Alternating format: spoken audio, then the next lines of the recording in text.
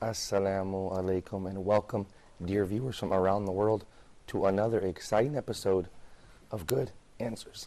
I'm your host Malik and I'm joined by the founder of Guide TV. He's well known, he needs no further introduction. Of course, I'm talking about Sheikh Yousef Estes. Sheikh Yousef. Assalamu alaikum wa rahmatullahi wa barakatuh. Alaikum salam. Thank you, Sheikh, for being here today. Of course, we have our studio audience with us today. Assalamu alaikum, young men. Alaikum salam wa rahmatullahi wa barakatuh. I hope you guys have some good questions. And Sheikh Yousef, I hope you have a good answer.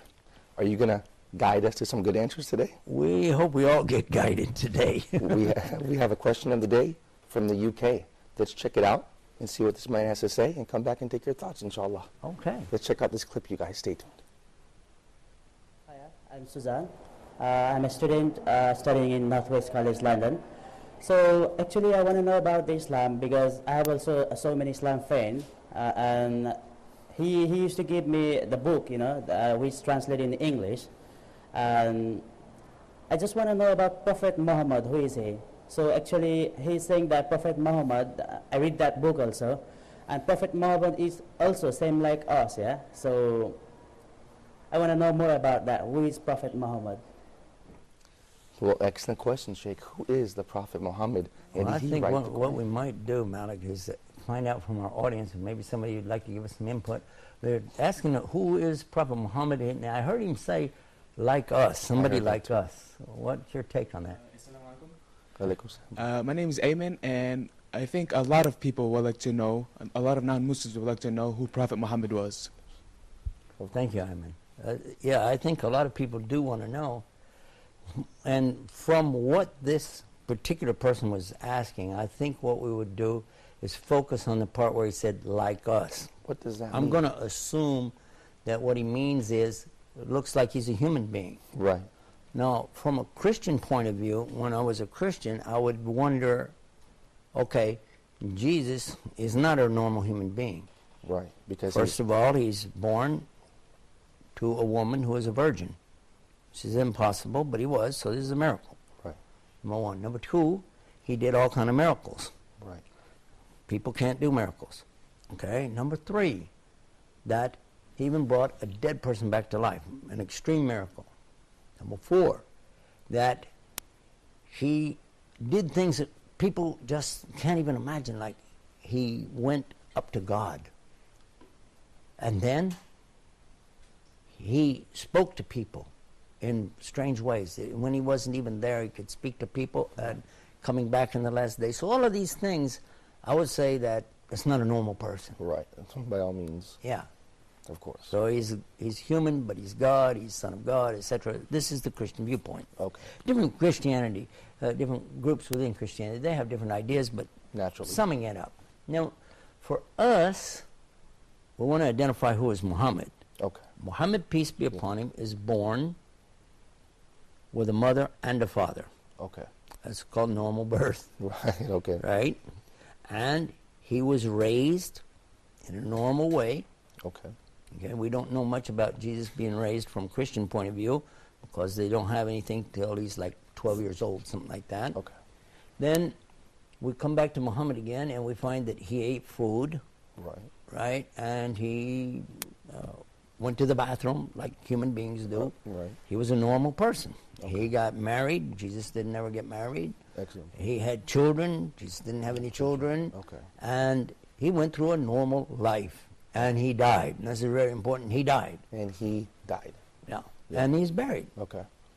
And peace and blessing be upon him. So, again, I'm just using the reference of what he said, like us. So I want to make this distinction because perhaps he was a Christian. I'm not sure. I don't get to ask him. I'm just getting a second-hand question. Also, I would emphasize to the person that we see all of the prophets like Muhammad. So what do you mean by that, Sheikh? Well, we consider all of them to be human in that they're not God. They're not God-like. Okay. They get gifts from God. They have certain things we call miracles associated with their message coming to the people. Right. But at the same time, we're not going to say any of them are God or even a demigod, a son of a god, a daughter of a god, a cousin of a god, nephew, uncle, whatever of a god. Right. We don't have any kind of genetic relationship to the deity. Okay. Not for us. We are not children of God. Okay. As mentioned in the Bible, they have themselves as children of God. No. And we also don't consider that Jesus is a son of God. Okay. Now, I'm making a comparison to Jesus and Muhammad for a reason, because of the way he said that. I might be wrong. Okay. But to come back to that, I want to now reference something that we find in the Old Testament in the book of Deuteronomy. Okay, go ahead. Chapter 18, verse 16, 17, and 18 tells us that God is speaking directly to Moses, Musa, alayhi salam. And in this talk, Allah is telling him that God is going to raise up for future generations a prophet like unto Moses. I've heard Christian preachers explain that that's Jesus. If that's true, if they believe that, then they have just said Jesus is a prophet. We believe that, so they don't have a problem there. Right, of course. But then it says, like unto Moses. And this is the key, isn't it? Well, I would say so, because if you think about this just for a minute, Moses and Jesus, where's the similarity? Well, they were human. Well, that's about it. Because Moses is not a miracle birth. Right. What we find, actually, that Musa salam was separated from his mom early on. She had to put him in the little basket, put him in the Nile River, and he was found by Pharaoh, or Pharaoh's family, actually, raised in his home and treated like the royal family. And then later he becomes a prophet, realizes that he is from not the Pharaonic people, but in fact he's from the tribe from Abraham, etc. Now, in that way we can compare and look, and is Jesus following this story? No, this is not his story. Right. But Muhammad very clearly was separated from his mom at an early age, because they put him out in the desert to learn from the desert families about the Arabic language, and also the beauty of being away from the city, that kind of thing. His father died before he was born. Just months before he was born, his father died. Okay. And his mother only lived a few years, and she passed away. Then he was raised by his grandfather. Then he passed away. Then he was taken over by his uncle. Okay. So we see that he went through these changes. We look at Musa, we see almost identical, because he also was separated and growing up away from his family. Okay. Excellent point. Yeah. But with Jesus, we don't see this. It's not the same story. So if you want to make that parallel, which some people have done, I would say you'll find a lot more, because Moses got married, and a lot of people forget this. He got married more than once. Excellent point. Good and answer. That's a good answer, sir. So did Muhammad. Peace be upon him. But not Jesus. Right. Both of them had children. Right. Good answer. Another good answer. And we keep comparing. And we're going to say that, yes, Muhammad is like human, like us, and very much like the prophecy in the Old Testament, the book of Deuteronomy. A prophet like unto Moses. Can we say, Sheikh, they're both lawgivers? They're both?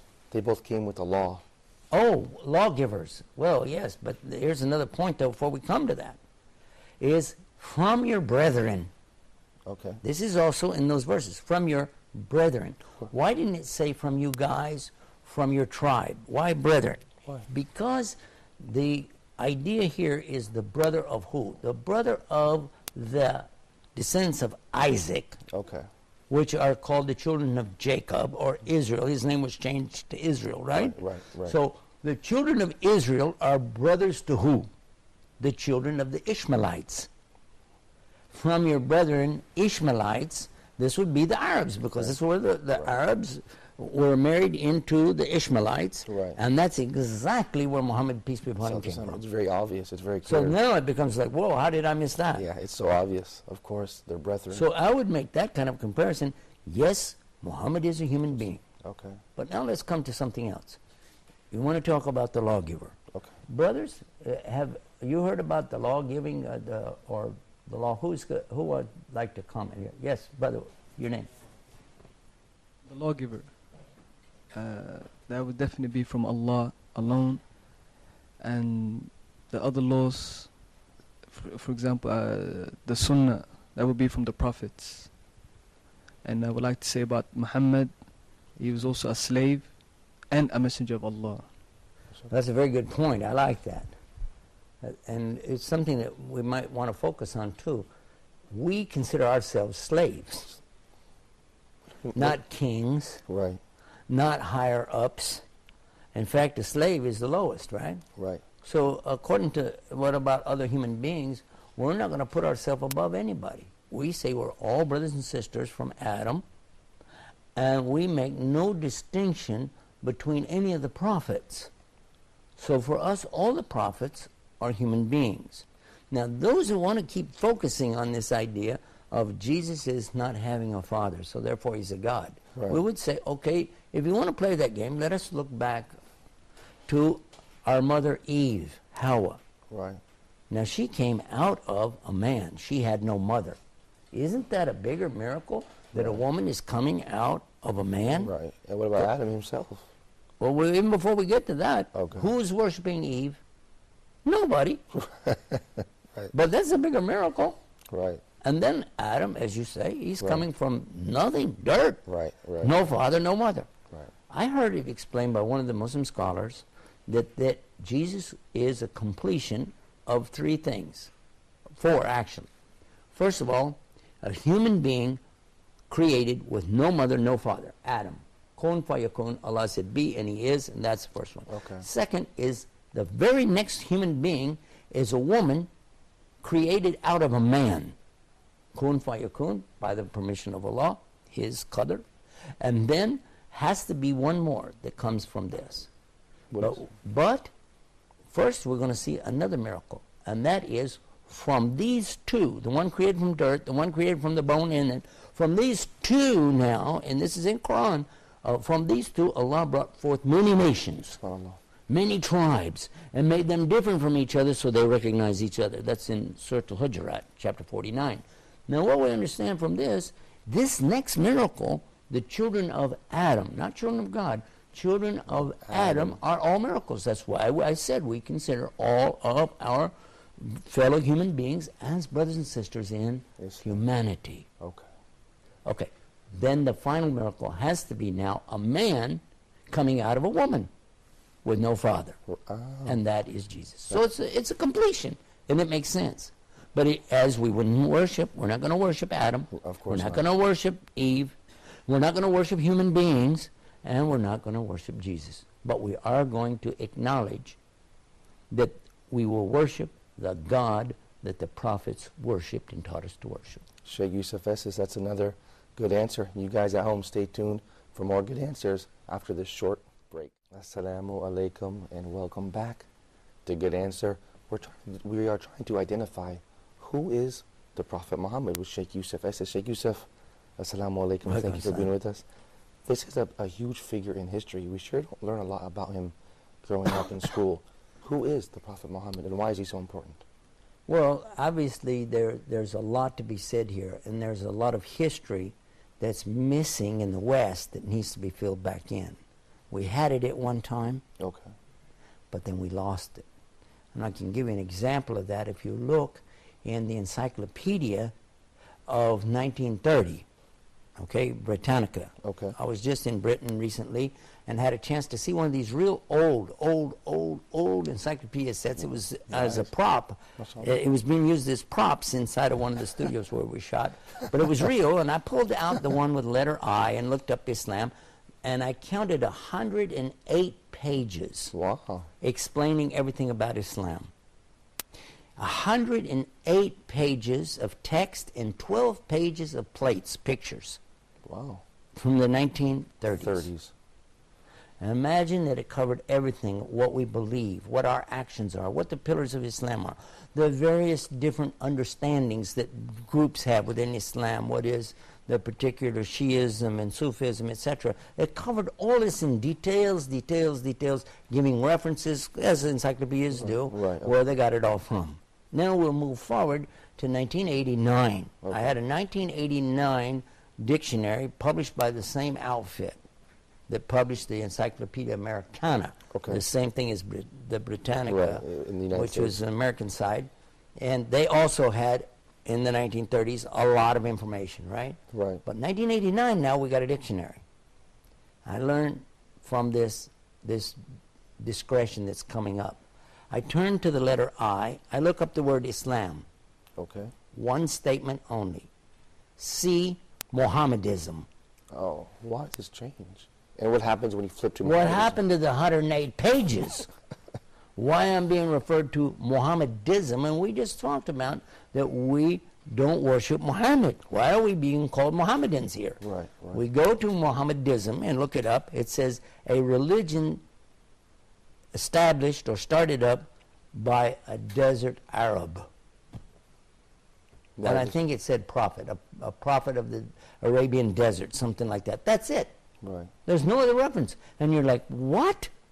What happened to the 108 pages? Right. What happened to the 12 pages of pictures? And we're being reduced now to as though it was something that he made up himself, as it has no credibility anymore. Why, Sheikh? How can we get back, instead of asking why, how can we get back to that, to those 108 pages? Well, believe it or not, Wikipedia has had some emphasis on this. When Wikipedia first started, I was one of the very first Muslims to go to it and started adding things. In Wow. fact, the word Islam itself, Right. the etymology, I'm the one that put it in there the first time. Okay, mashallah. By the way, Okay. you can go back and check it because they have the history of it Right. to see who did what when. And you go Mashallah. back to the February or March, I think, of 99, I think is when we did it. Mashallah. I'm not sure. Mashallah. But you'll find that's when the etymology, the breakdown of the word Islam, the breakdown of the word Muslim, Okay. and the word Quran, Right. not meaning a reading, but rather a recitation, etc. All of these things that I did, and within 2 days it was changed back to the old way. Wow. And every time I would try to update it, they would just discredit and throw it out. I put something in there about my father, for instance, and they threw that out. Because it was obvious that this is not really a fair place to get information. Right. Over the years, Muslims started bringing more and more evidences. And in matter of fact, they even threw me out of Wikipedia at one time and said maybe I wasn't a real person. And then the brother went to bat for that, and he said, no, here's evidence from this particular magazine, Right. this newspaper, he was here, he was there. Right, right. And they were saying, well, we don't have references and all. The history, you can read in Right, there right. what they're doing. So you have people playing with information. Okay. Now, here's something we might think about.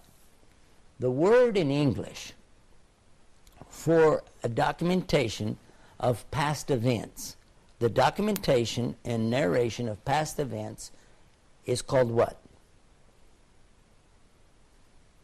Documentation. History, History, of course. Yeah, history. right? Right. His story. Right. I always say, where's her story? Where's our story? Right. Why history? Where's my story? It's only his story. And I'm tired of it.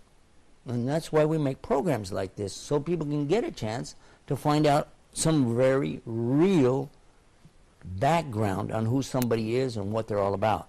And of course, we're focusing on Muhammad. And what I'd like to do now, if we can, is to ask take a poll here from the Let's do it. audience, find out what's going on. Yes, brother. Assalamu alaikum. Walaikum salam. My name is Hussam Eddin Allam. I'm a student at the Faculty of Sharia and Law English at Al-Azhar University. Thank I have a question, please. And because it has to do with the point of the lawgiver that you mentioned, Sheikh, in the first episode.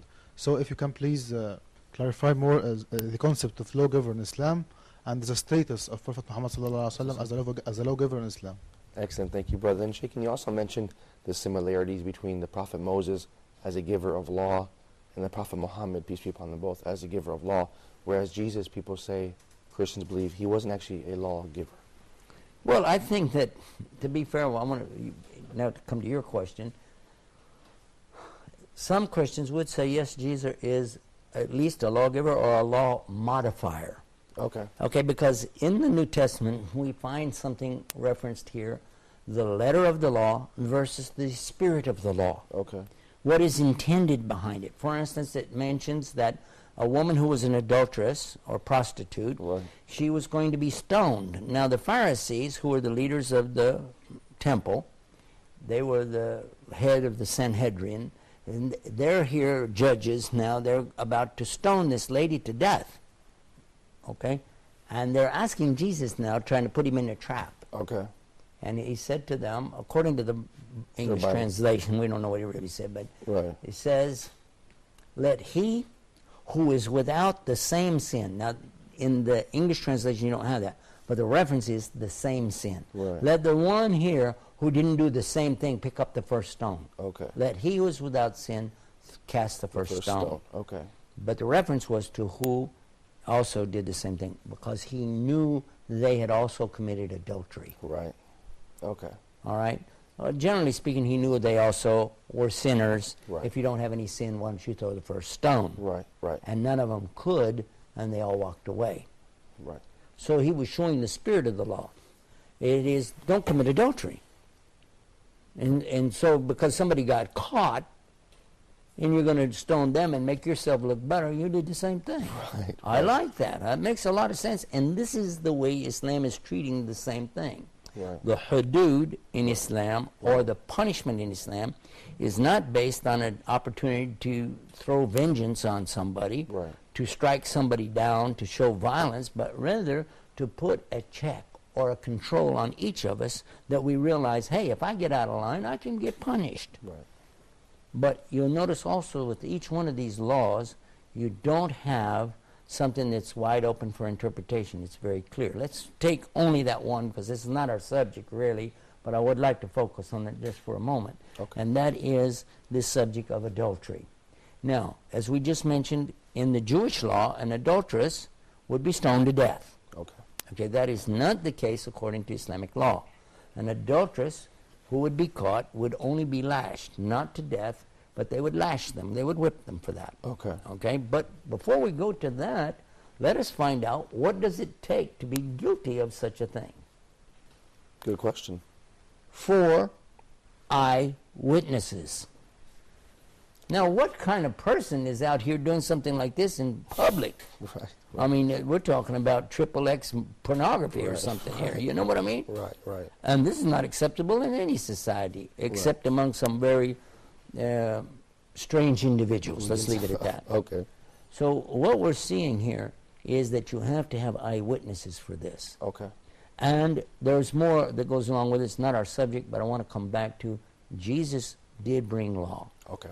He did, in the sense that he clarified. Okay. Moses brought law, and so did Muhammad. But all of them, and this is the most important point, they all got it from the same source. Okay. From the Creator, the real lawgiver, who is only Allah. Allah. Sheikh, in 1 minute, can you just clarify for the viewers who may not know much about Muhammad, in a nutshell, as we can say, who is the Prophet Muhammad? Muhammad, peace be upon him, has been considered by non-Muslim scholars themselves as, we said, a lawgiver, a leader, a uniter of tribes, a person who could solve world problems even today. And it's been said by such great people as George Bernard Shaw and even Gandhi that if he were alive today, he would in fact be the best of the leaders for the human beings to solve these problems through his wisdom, his intellect, and his ability to work, and even non-Muslims, of course, to work together with the people to unite us for one common bond, to have a better life here on this planet. And for those who choose to believe, a better life for them in the hereafter. That is Muhammad. Thank you very much, Sheikh Yousef Estes. That is another good answer. You guys at home, stay tuned next time for more good answers from Sheikh Yousef Estes. Assalamu alaikum wa rahmatullahi